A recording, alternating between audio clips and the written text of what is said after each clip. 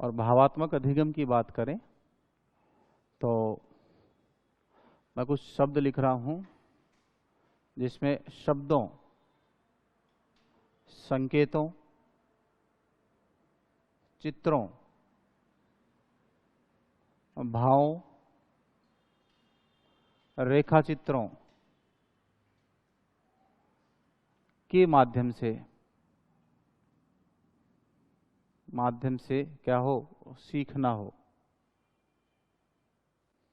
ठीक है, शब्दों के माध्यम से हमने कोई शब्द लिखा, उसमें कोई भाव छिपा हुआ है, हमने कोई संकेत बनाया, हमने कोई चित्र बना दिया, आप उसका कोई एक निश्चित अर्थ ले रहे हो। ठीक है, या किसी भाव को देखकर, जैसे मैं यूं करता हूं, है ना, या आंख निकालता हूं, या फिर ऐसे बिल्कुल मासूमियत के साथ, मतलब अलग अलग चेहरे पे क्या आएंगे, भाव। तो उस अलग अलग भाव का अलग अलग अर्थ निकलेगा कि नहीं निकलेगा? यस और नो? निकलेगा ना। इसका मतलब जब हम रेखा चित्रों, भावों, या आप पिक्चर हॉल में मूवी देखने गए, ठीक है, तो वहां अंदर दो ही और सी के यूरिनल के बाहर, बाथरूम वगैरह जो फैसिलिटीज होती हैं उसके बाहर लड़के और लड़की के अलग अलग एक छोटे छोटे चित्र बने होते हैं कि नहीं होते हैं? क्या वो ये कह रहा है कि ये लड़का है, ये लड़की का बाथरूम है? उस चित्र को देखकर हमने भाव समझा कि ये यूरिनल लेडीज के लिए है, ये किसके लिए है, जेंट्स के लिए। यस और नो? क्लियर हो गया बात? ठीक है, यहाँ से हमें चले और हमें कहाँ जाना है, मान लीजिए टोंक जाना है। ओके, तो टोंक जाना है, तो यहाँ से हम सीधे गोपालपुरा गए, फिर हमने देखा है किसी बोर्ड के ऊपर, और टोंक का रास्ता किधर दिखा रखा है, इस साइड में दिखा रखा है। क्लियर है बात? और इधर दिखा रखा है, तो हम उस संकेत को अपने भाव में पढ़ेंगे कि हमें जी किधर जाना है। निर्णय लिया कि नहीं लिया? लिया ना। या कोई बच्चा क्या कर रहा है, ऐसे दुबक कर बैठा हुआ है, सुबक रहा है ना, तो हमारा भाव क्या आएगा कि बच्चा डरा हुआ है, आंखें फटी हुई हैं, है ना, दुबका पड़ा है, कुछ बोल नहीं रहा है, सहमा हुआ है। ओके, और सुबक रहा है। मीनिंग समझ रहे इस बात को?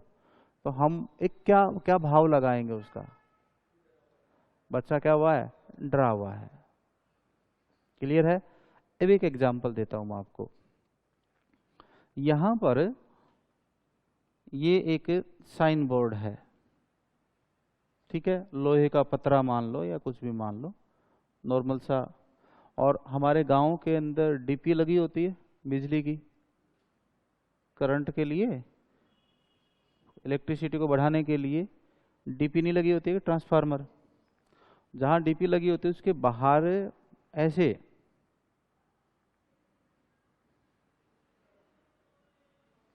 और यहाँ हल्का सा ये लिखा हुआ नहीं होता है, सिर्फ ये खोपड़ी बना रखी होती है ना, ऐसे ही बना बुनू के, या दो हड्डियों को क्या करते हैं, क्रॉस करवा के और व्हाइट कलर से उसके ऊपर छाप देते हैं। इसका भाव क्या है? जाके उस डीपी को गले लगाना है या उससे दूर रहना है? ये भाव ही तो है ना। क्या ये जो प्लेटफॉर्म है या ये जो साइन बोर्ड है, ये थोड़ी मारता है आदमी को। भाई ये तो एक लोहे का क्या था, प्लेटफॉर्म था, उसके ऊपर हमने क्या बनाया, सिर्फ चित्र बनाया। समझे इस चीज को? ये चित्र थोड़ी मारता है, ये चित्र एक रिप्रेजेंटेशन है, एक संकेत है, क्या कि आगे जाना क्या है, मना है। या हम किसी रास्ते से गुजर रहे हैं और दो रास्ते यहां से फट रहे मान लीजिए, क्लियर है, और इन दो रास्तों से इधर यहां पर ये ऐसा साइन बोर्ड लगा रखा हो, तो आप उस रास्ते पे जाने की कोशिश करोगे? नहीं। क्यों? क्योंकि आप क्या करोगे कि आपके दिमाग में एक भाव आएगा कि आगे खतरा हो सकता है, जंगली जानवर हो सकते हैं, या कोई काम चल रहा होगा, या कोई नुकसान हो सकता है, तो आप आगे नहीं जाते हैं। इसका भाव समझ में आ गया आपको कि जब हम दो हड्डियों को क्रॉस करवाते हुए किसी सिंबल को देखते हैं, संकेत को देखते हैं, तो इसका मतलब होता है आगे जाना क्या है, मना है। या हम पिक्चर हॉल में जाते हैं, तो पिक्चर हॉल में जाते हैं तो यहाँ पर ये ऐसे एक सिगरेट होती है, ठीक है, और इस सिगरेट को यूं क्या करते हैं, जला रखा होता है, और उसके ऊपर एक क्रॉस का निशान होता है। क्या वास्तव में सिगरेट जल रही है? नहीं जल रही ना। लेकिन इसको देखकर हम क्या समझते हैं, धूम्रपान निषेध है। मीनिंग समझ में आ रहा है बात क्या बताना चाह रहा हूं? तो जब हम किसके माध्यम से, शब्दों, संकेतों, चित्रों, भावों, रेखा चित्रों के माध्यम से क्या करते हैं, सीखते हैं, तो ऐसा अधिगम क्या कहलाता है, भाव अधिगम कहलाता है। क्लियर है? अब एक स्टैंडर्ड एग्जांपल जो क्वेश्चन आया है वो, ओके, मुकेश गली से गुजर रहा है, ठीक है, उसने एक कुत्ते को देखा। किसको देखा? कुत्ते को देखा। कुत्ते के मुंह से क्या लगा है, खून लगा है। देखा कि कुत्ते के मुंह से क्या लगा है, खून लगा है। इसे देखकर मुकेश क्या हो गया, डर गया। क्लियर? और दूसरी गली की तरफ चला गया। दूसरी गली की तरफ क्या हो गया, चला गया। क्लियर? अब आपको ये बताना है कि उपरोक्त कथन में, सर ध्यान दो पीछे, गुरुजी, उपरोक्त, आप इधर आ जाओ, या आप हल्के से फ्लक्चुएट वेयर में पहुंचा, ठीक है। मेरे में और बाकी जनरल टीचर्स में बहुत बड़ा अंतर है, ठीक। हल्का सा भी आप फ्लक्चुएट होगे, मैं आपके इम्पल्स से जान लूंगा कि कौन सी स्थिति में हो। मुकेश कहाँ, गली में गया, क्या दिखा, मुंह में क्या लगा है, खून लगा है, उससे क्या हो गया, डर गया और दूसरी तरफ चला गया। आपको ये बताना है ये उपरोक्त कथन में कौन सा अधिगम है, भाव अधिगम है। क्लियर है बात? उसने कुत्ते को देखा, आवाज नहीं आ रही क्या? अच्छा, कुत्ते को देखा, देखना प्रत्यक्षीकरण है, और कुत्ता सामने है, तो ये मूर्त संज्ञान अधिगम है, ठीक है। दूसरा क्या, उसको डर लगा, ये भाव है।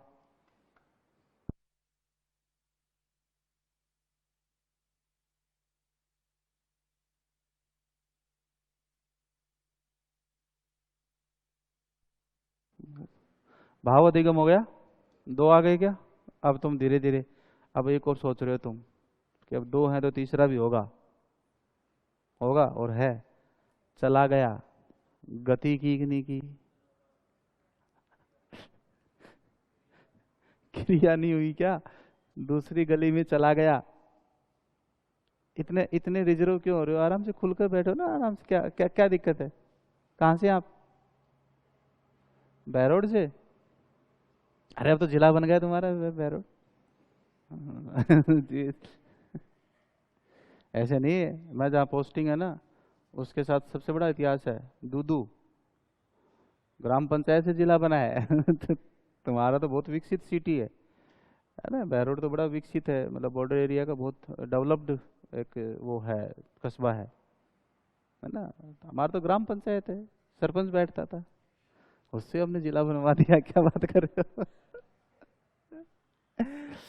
जीके का क्वेश्चन बनेगा कि ग्राम पंचायत से सीधा जिला कौन बना, नगर पालिका नहीं, कुछ नहीं, सीधा ये लो जिला बना दिया। ये है क्रिया अधिगम, ये है भाव अधिगम। किसको देखा? कुत्ते को, मूर्त संज्ञान, प्रत्यक्षीकरण किया कि नहीं किया? इस सीटेट 2017 में पूछा है। अब जब ऐसे सवाल आते हैं ना, तो डर गया, उसने डर को क्या कर दिया, बोल्ड कर दिया, स्टेटमेंट में जो कथन दिया था ना, उसमें डर को क्या कर दिया, बोल्ड कर दिया, तो तुम्हारा सारा ध्यान किस पे चला गया, जैसे अभी गया था। तुमने फोकस किस पे किया, मैं जहां पर आपको ले जाना चाहता था आपने उस पर फोकस किया। मैंने जोर दिया कि मुकेश डर गया, है ना, तो तुमने किस पर फोकस किया, डर पर। और क्योंकि ये भाषा बिल्कुल सामान्य थी, तुमने ये चीज सोच ही नहीं पा। और दूसरी बात, मैं क्योंकि भाव अधिगम पढ़ा रहा था, तो तुम्हारा माइंड वहीं पर फोकस था। जब तक आप एक चीज पर कंसंट्रेट करोगे तब तक मामला नहीं बैठेगा। आप उस परिप्रेक्ष्य में क्या क्या और कुछ हो रहा है उन चीजों पर भी ध्यान दो।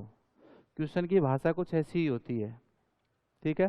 क्वेश्चन की भाषा में 3 स्टेटमेंट होते हैं, पहला, बीच का, लास्ट का। पहला और लास्ट का आपस में जुड़े होते हैं। बीच वाला आपका डाइवर्जन होता है, जो आपको भटकाएगा, वो एक अलग दिशा में लेके जाएगा। पहला और तीसरा कॉन्सेप्ट क्या होता है, लिंकअप होता है, ठीक है। तीनों को सोच समझकर सवाल देखना है, तब तो ठीक हो जाएगा।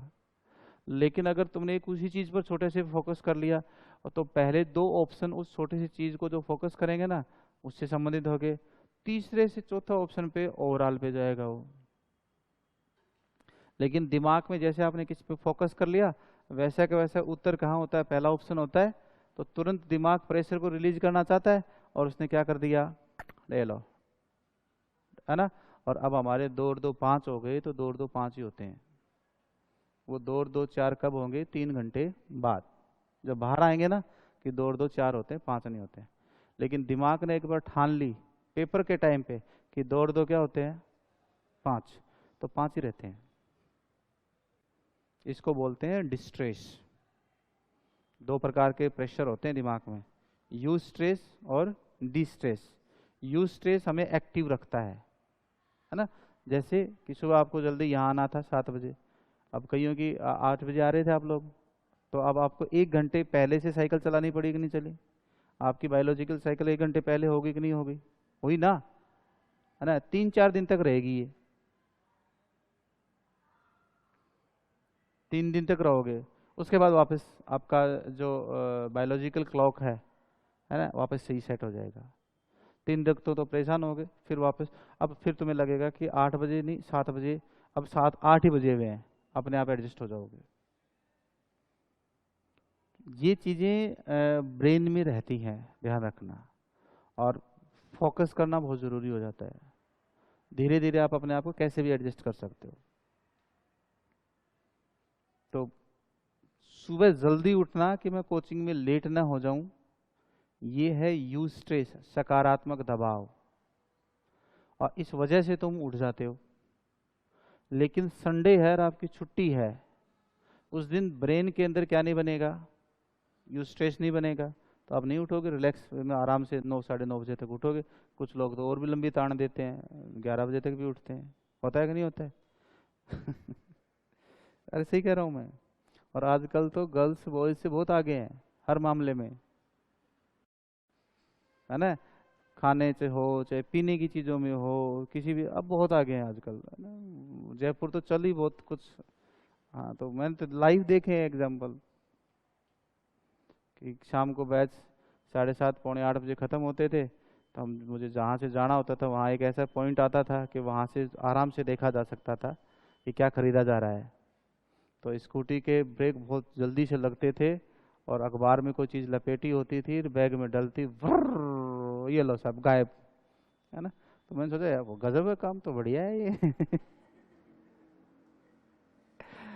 अलग अलग अनुभव है लाइफ के। तो फिर मैंने भी सोचा कि मैं भी कभी पढ़ाऊंगा, तो खाने पीने की चीज़ों के मामले में मैं भी कभी भी जेंडर डिस्क्रिमिनेशन नहीं करूंगा, लिंग भेद नहीं करूंगा, कि भाई केवल खाने पीने का काम लड़के ही करते हैं ना, आजकल सब बराबर है,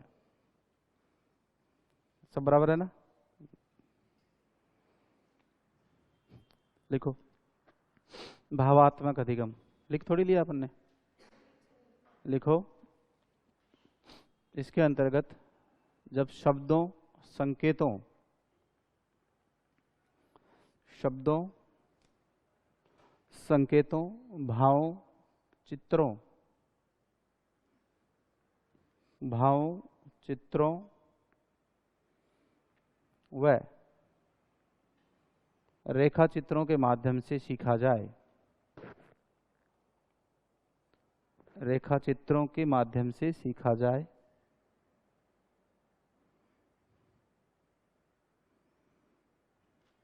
तो इसे भाव अधिगम कहते हैं।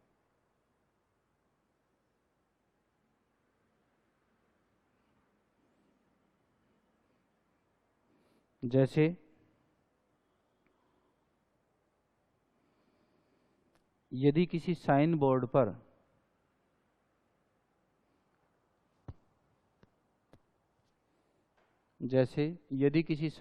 पर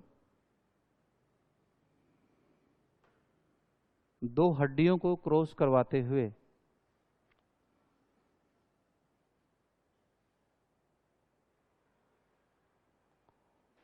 किसको? दो हड्डियों को क्रॉस करवाते हुए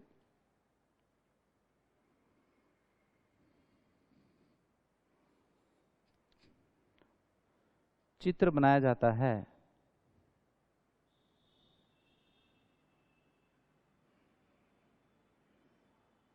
तो इसका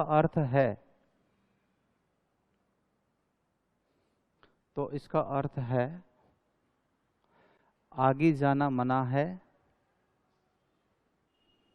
या खतरा या प्रवेश निषेध है। ये तो होते नहीं इनके अर्थ। प्रवेश, एंट्री क्या है? इनहिबिट है ना। प्रवेश क्या है? निषेध है। ओके, तो ये एक भाव लिया हमने उसका। वो साइन बोर्ड आपको नहीं खा रहा है, साइन बोर्ड कोई नुकसान नहीं पहुंचा रहा है, ठीक है ना, लेकिन हमने भाव लिया। अब लिखो एग्जाम्पल, सामान्य है ये वाला क्वेश्चन, लिख लो कैसे भी लिखो। मुकेश एक गली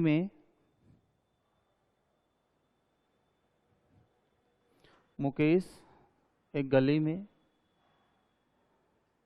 मुंह से खून लगे कुत्ते को देखता है। मुंह से किसको? खून लगे कुत्ते को देखता है। मुंह से खून लगे कुत्ते को देखता है,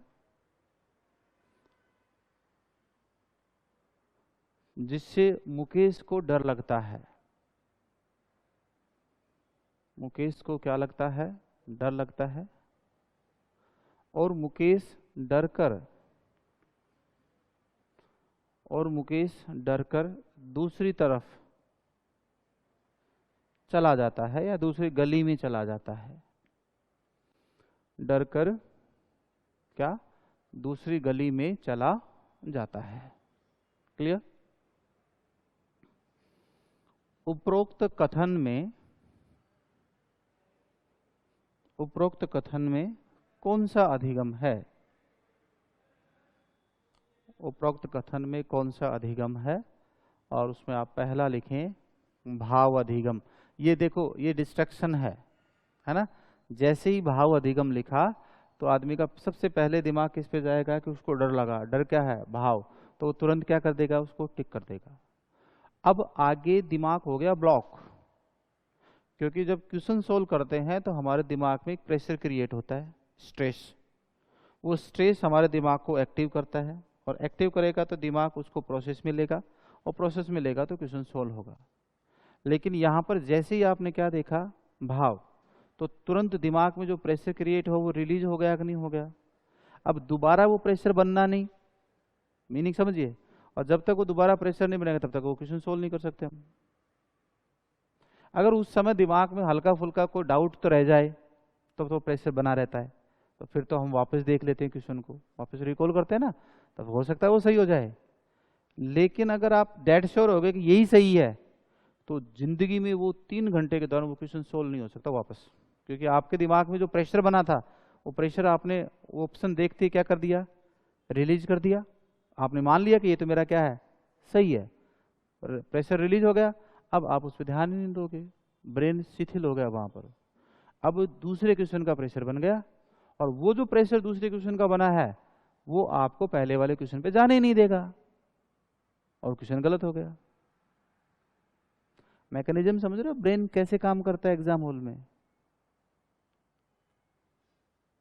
समझ में आ रही बात, क्या हम गलतियां कैसे करते हैं, गलतियां गलतियां गलतियां ही क्यों रह जाती हैं, हम संशोधन क्यों नहीं कर पाते हैं।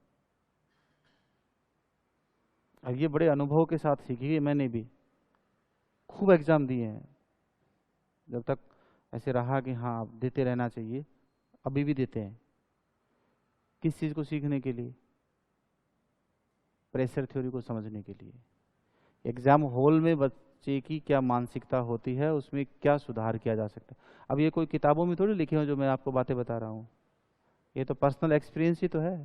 वही क्लास में जब एग्जाम में बैठे हैं तब पता चला कि हाँ ऐसा हुआ है, फिर क्या गलतियां की उस समय, क्या मानसिक स्थिति, उसको वापस रिकॉल किया, तब पता चला कि ऐसा होता है।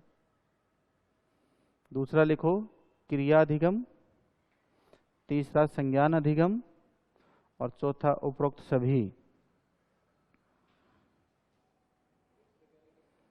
तीनों लिखने, कोई से लिख लो, ऑप्शन चौथा होगा। नहीं नहीं, बोल्ड करता है ना वो, डिस्ट्रक्शन है, आपको डाइवर्ट कर रहा है वो। जैसे डर को बोल्ड कर दिया,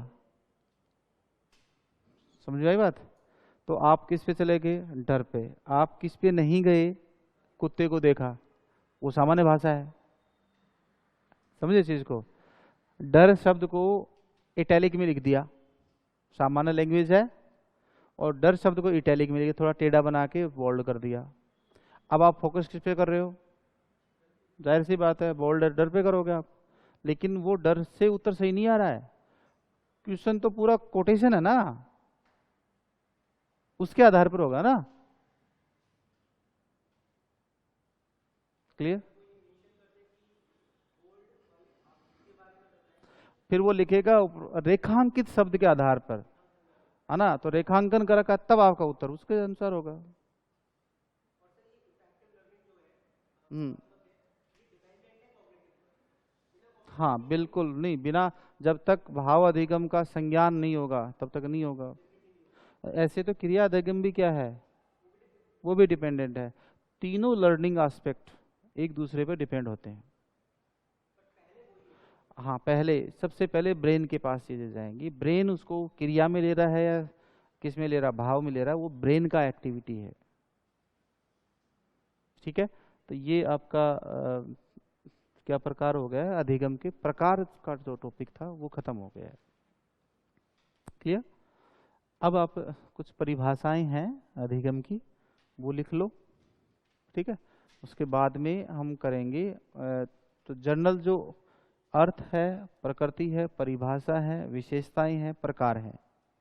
ठीक है, ये अवधारणा है, ये वाला टॉपिक तो हो गया भाई। पहले कल क्या करवाया था, अवधारणाएं करवाई, प्रकृति, विशेषता, अर्थ। ठीक है, फिर क्या करवा दिया आपको, प्रकार, और अब क्या हो गई, परिभाषाएं। तो एक जो जनरल पार्ट है लर्निंग का वो हो जाएगा। उसके बाद में फिर आपके ग्रेड फर्स्ट के सिलेबस में दो प्रकार के लर्निंग दे रखे हैं, एक व्यवहार अधिगम दे रखा है और एक संज्ञान अधिगम दे रखा है। व्यवहार अधिगम में चारों प्रकार आएंगे, थॉर्नडाइक का अधिगम सिद्धांत, हल का अधिगम सिद्धांत, स्किनर का अधिगम सिद्धांत, और हम लेंगे हल का, पावलोव, हल, स्किनर, थॉर्नडाइक, और एक गुथरी भी लेंगे। क्लियर है बात। संज्ञान अधिगम में आपका कौन सा आएगा, एक तो सामाजिक अधिगम सिद्धांत, प्रत्यक्षकरणवाद, और एक आएगा गेस्टाल्टवाद, और एक लेंगे आपका टोलमैन की थ्योरी, एडवर्ड चैम्सफील्ड टोलमैन, इसका सिद्धांत। तो ये संज्ञान अधिगम में है। और फिर थर्ड पार्ट आ जाएगा अधिगम वक्र और अधिगम स्थानांतर, ये एक यूनिट है। ठीक है, फिर दूसरी यूनिट किस में है आपकी, किशोर अधिगमकर्ता का विकास, उसके अंदर आपका बाल विकास का अर्थ प्रकृति क्षेत्र है, और फिर उसके अंदर आएगा आपका मानसिक विकास, सामाजिक विकास, संज्ञान विकास। संज्ञान विकास में आपका जीन पियाजे आ जाएगा, है ना, शारीरिक विकास का जो एस्पेक्ट है वो आ जाएगा, निर्माणवाद में निर्मितवाद आ जाएगा, तो वो दूसरे एस्पेक्ट है। ये दो यूनिट जैसे विकास और अधिगमकर्ता की हो जाती है, तो एजुकेशन साइकोलॉजी और दो पार्ट में दे रखा है, एक पेडागोजी दे रखी है और एक एजुकेशन साइकोलॉजी। एजुकेशन साइकोलॉजी में 3 यूनिट है। मनोविज्ञान का अर्थ प्रकृति क्षेत्र छोटा सा पार्ट है, बड़े पार्ट क्या है, लर्निंग और डेवलपमेंट 2, उसके साथ 2 छोटे छोटे पार्ट और दे रखे हैं, संवेगात्मक बुद्धि और मानसिक स्वास्थ्य और समायोजन। ठीक है, तो ये पार्ट तो हो जाएगा एजुकेशन साइकोलॉजी का। फिर आईसीटी और पेडागोजी, तो मेरा पार्ट है, आईसीटी नहीं है। ठीक है, कंप्यूटर वाला पार्ट मैं नहीं करवाऊंगा, मुझे आता ही नहीं है। उस आईसीटी वाले पार्ट में से एक टॉपिक है कम्युनिकेशन, संप्रेषण, वो मैं करवाऊंगा, वो मेरा पार्ट है, वो बहुत अच्छा करवाता हूँ। ठीक है, और शिक्षण संप्रदाय पेडागोजी टीचिंग मॉडल्स अपन करेंगे, वो तो अपने हिस्सा ही है। तो वो थोड़ा सा उधर से वो जो भी 5-7 घंटे की क्लास जो कंप्यूटर का टीचर होता है वो लेगा, ये आपका पार्ट ऑफ सिलेबस है। ठीक है, अब आपको क्या लिखना है, अधिगम की परिभाषाएं, अधिगम की परिभाषाएं। और अधिगम की परिभाषाओं में पहले लिखो आप परिभाषा में, वो लिखें आप गिलफोर्ड के अनुसार, गिलफोर्ड के अनुसार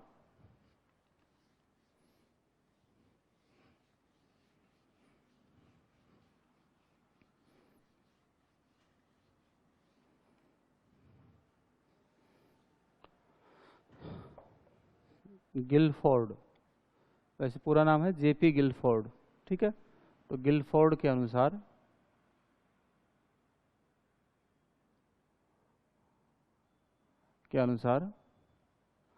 व्यवहार के कारण व्यवहारगत परिवर्तन, व्यवहार के कारण व्यवहारगत परिवर्तन,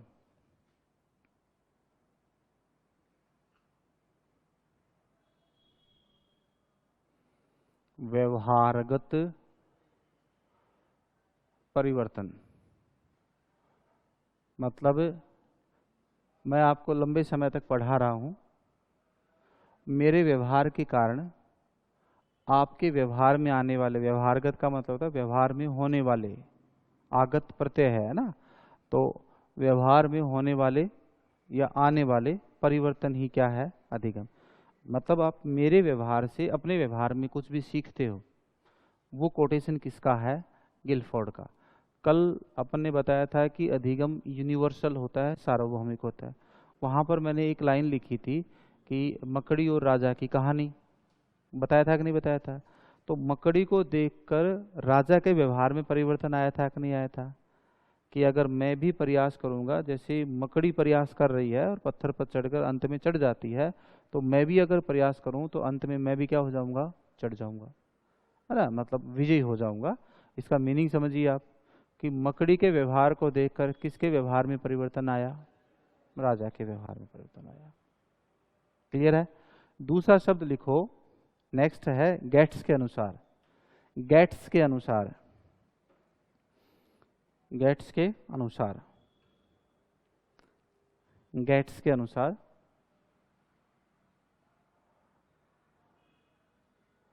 अनुभव एवं प्रशिक्षण,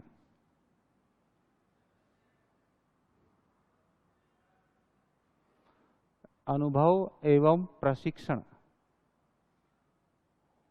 से होने वाले व्यवहारिक परिवर्तन,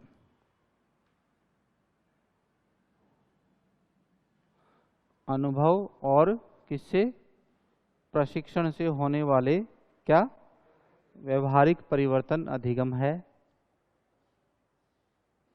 देखो मैं इसको कैसे याद रखता हूं, इसको ध्यान दें। प्रशिक्षण शब्द को क्या बोलते हैं, ट्रेनिंग।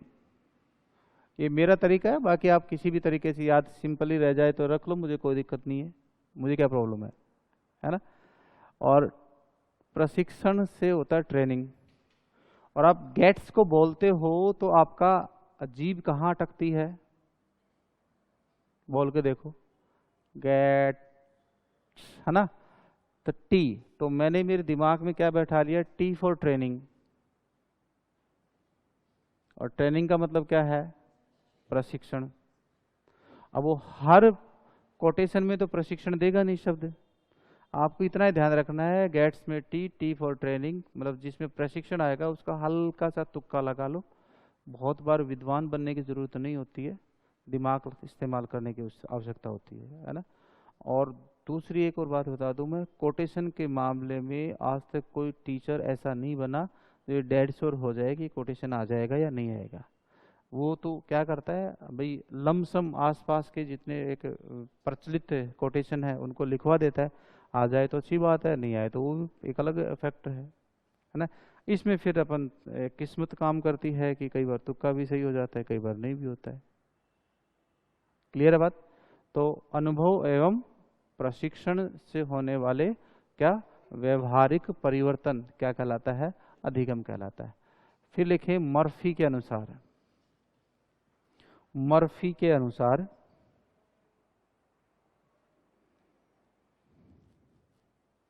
मर्फी के अनुसार, एक तो होता है बर्फी है ना, एक होता है मर्फी है ना।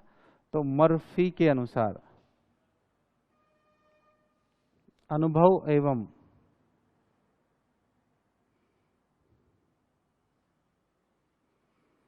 व्यवहारिक दृष्टिकोण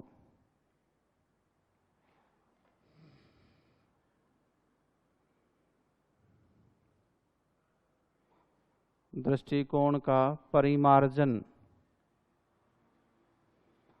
परिमार्जन को एक और शब्द होता है अर्जन है ना, प्राप्त करना। अनुभव एवं व्यवहारिक दृष्टिकोण का क्या परिमार्जन ही क्या है? अधिगम है। और मैं पिछले बैचों में इसको एक नाम लिखवाता था, मर्फी मार्जन,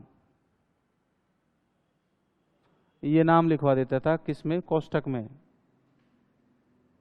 और यही इस बार रीट लेवल फर्स्ट में कोटेशन पूछा है, यही पूछा है, ठीक है। और इस बार जो रीट के जो भी पेपर हुए हैं उन सारे पेपर के अंदर साइकोलॉजी का 10 क्वेश्चन थे, तो 10 के 10 लगभग, उसमें सबसे अच्छा मुझे लगा था ये कोटेशन आना। बाकी तो सामान्य सारे सवाल आ गए थे, ये कोटेशन उसमें शामिल था। अनुभव, बार बार अभ्यास करोगे क्या होगा? अनुभव और व्यवहारिक दृष्टिकोण, एटीट्यूड, ठीक है, नजरिए, व्यवहारिक नजरिए का क्या होना? अर्जन ही क्या है? अधिगम है। आप हमेशा जब किसी भी फैसले में बैठते हैं तो आप प्रिंसिपल फॉर्म, सैद्धांतिक बातों को कम कर देते हैं और व्यवहारिक बातों को क्या करते हैं? शामिल। कई बार हमारी मजबूरी हो जाती है कि भी नीति तो ये कहती है कि ऐसा ही होना चाहिए, लेकिन हम क्या करेंगे, ऐसा न करके थोड़ा सा हमें इसमें क्या करनी पड़ेगी? रियायत मान लो, छूट मान लो, या कोई मतलब कुछ भी मान लो, लेकिन उस प्रिंसिपल फॉर्म के निर्णय को लागू नहीं करते हैं। कौन से निर्णय को लागू करते हैं? व्यवहारिक। तो कई बार चीज़ों में हमारा दृष्टिकोण क्या होना चाहिए? व्यवहारिक। वो किसके अनुसार है? मर्फी के अनुसार। फिर लिखो स्किनर के अनुसार, स्किनर के अनुसार